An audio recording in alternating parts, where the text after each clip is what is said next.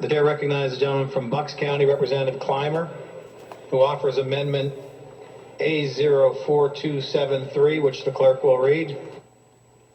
This is Amendment A04273. Will the House adopt the amendment on that question? The chair recognizes the gentleman from Bucks County, Representative Clymer.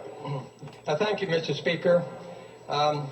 Mr. Speaker, I could define this legislation as the monthly statement legislation. What it does, it requires that each licensed gaming entity that offers patrons total reward cards that track the amount of money and time spent gaming in order to determine the value of provisions or complimentary services to their patrons, that those licensed establishments, the casinos, issue monthly statements that list the patrons' gaming winnings and losses.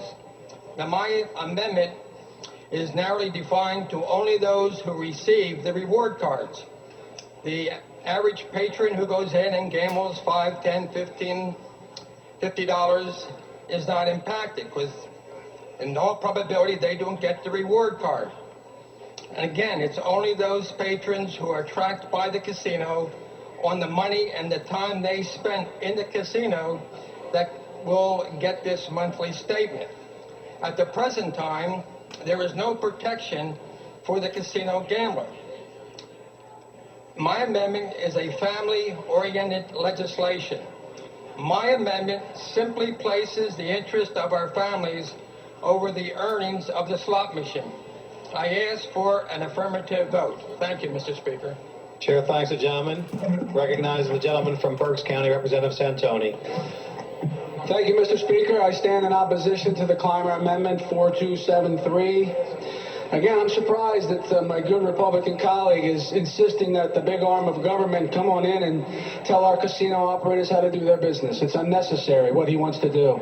If the casinos would want to supply those statements and want to provide that information to their patrons, they're more than willing to do it. But for the Commonwealth of Pennsylvania to come in and tell them to do it and tell them what to put in it and tell them what to send to their patrons, I think is something that's totally unnecessary.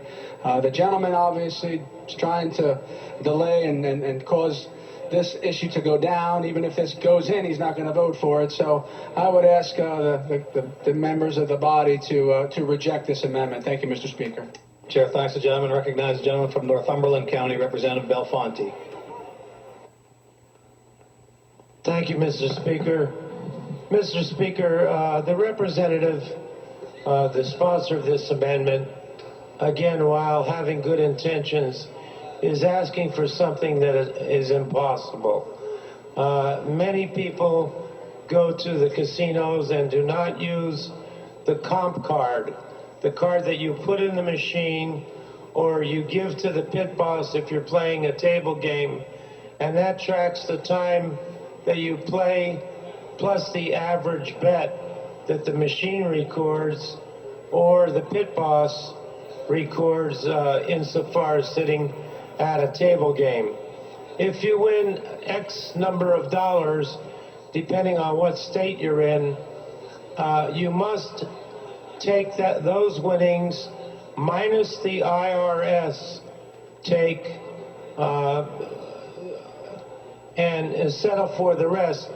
The IRS take is 20%, I believe, right off the bat. Those are the only people that can be tracked. One person that comes in that does not use a card, is not looking for comps, or maybe is getting a comp just on facial recognition, is not counted in the system.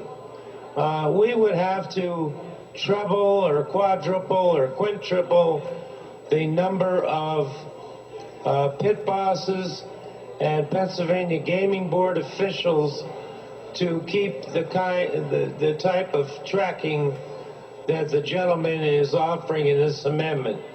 Once again, it's an amendment designed to cripple the gaming, the new gaming in Pennsylvania, and again, drive a budget hole that I would like to hear anyone from the other side tell me how we're going to fill, without a 17% across the board cut in services and in manpower, employees, etc., in this Commonwealth. This is designed to put that kind of a hole in the budget, to kill the legislation on table games, and I urge the members to vote against this amendment. Thank you, Mr. Speaker.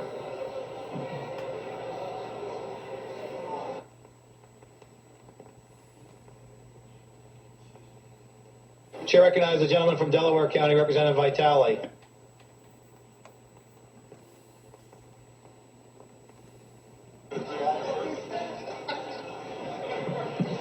Thank you, Mr. Speaker. Will the maker of the amendment stand for a brief interrogation? Yes. The gentleman, Representative Clymer, indicates he will stand for interrogation. The gentleman, Mr. Vitale, has an order and may proceed. Thank you, Mr. Speaker. I'm trying to get at the policy reasons behind this. Is this to create a record so that perhaps the spouse of a person who may have a gambling problem is alerted to monthly losses? Is that ultimately what we're trying to accomplish with this? Yeah, that's interrogation. So, Mr. Speaker, that is exactly what we're attempting to do. We recognize that when you look at the people who gamble... I'm not sure if your mic is on. Yes, Mr. Speaker, that is the goal we're attempting to achieve.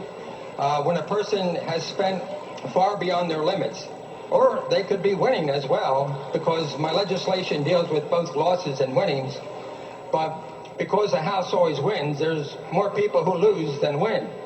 And many people lose large sums of money, and they will never tell the spouse or anyone close in the family how badly off they are. They will resort to white-collar crime, blue-collar crime, street crime, in order to try to win back their losses. So by sending out a monthly statement to the household, it is hope.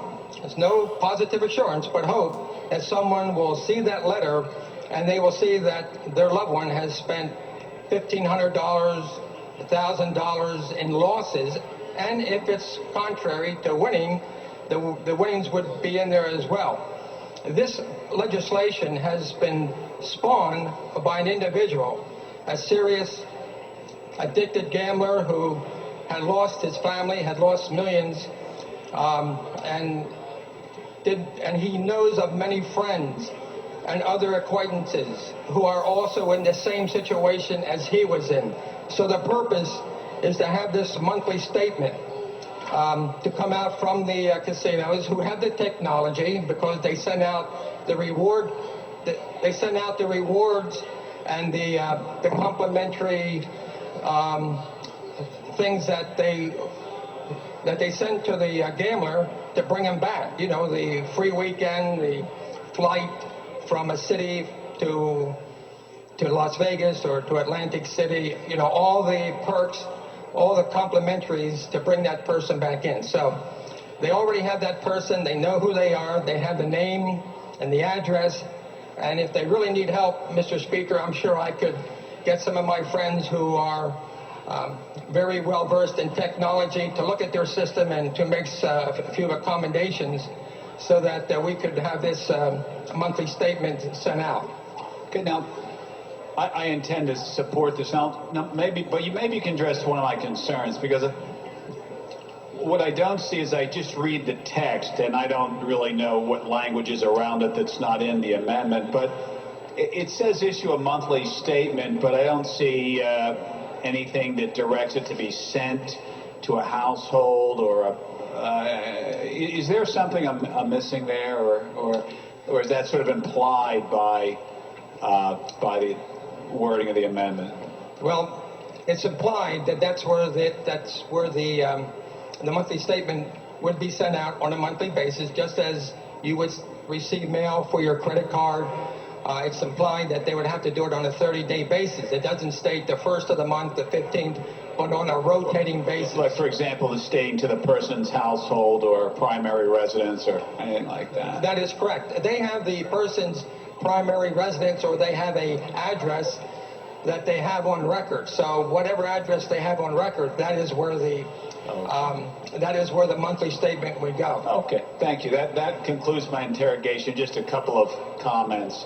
One is, I understand what you're trying to do. I have a friend who also has a spouse who has lost lots of joint funds, and something like this I would suspect would be helpful. I mean, the other response would be to a criticism I heard on the House floor with regard to, do we really want to be losing all this money to for the casinos, or losing this money for property tax relief or the budget? And my initial thought would be, well, if this is an addicted person and a problem gambler, we certainly don't want that money for the balancing of our budget. So thank you, Mr. Speaker. Chair thanks the gentleman. Have all the members voted? Clerk will record the vote. On the question, the yeas are 98, nays 100. A majority of the members having voted in the negative, the amendment fails.